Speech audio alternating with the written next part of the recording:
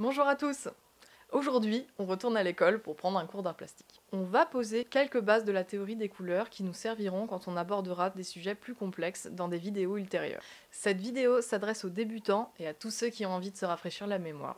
Et vous pouvez également la montrer aux enfants. Je suis la Pixel, prenez vos stylos, la classe va commencer.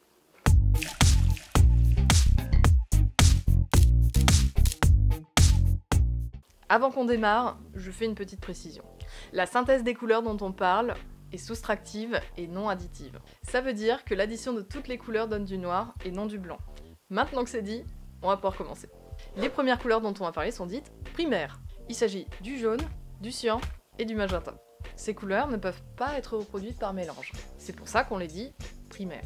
Ce sont les briques élémentaires de toutes les autres couleurs. J'en profite pour vous dire que je réalise cette vidéo avec les encres aquarelles Colorex de chez PBO. Si vous souhaitez vous procurer un kit de couleurs de base, je vous ai mis un lien sponsorisé en description. Ok, on reprend.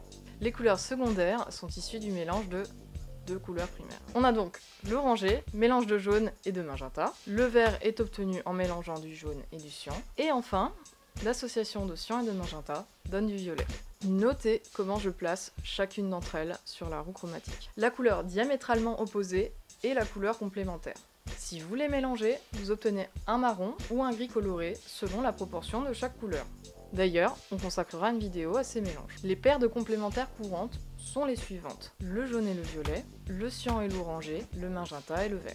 Nous allons maintenant nous intéresser aux couleurs dites tertiaires. Elles sont le résultat du mélange d'une couleur secondaire avec une primaire dite analogue. C'est-à-dire que cette couleur est du même côté de la roue chromatique, que ce soit à gauche ou à droite. Voici quelques exemples.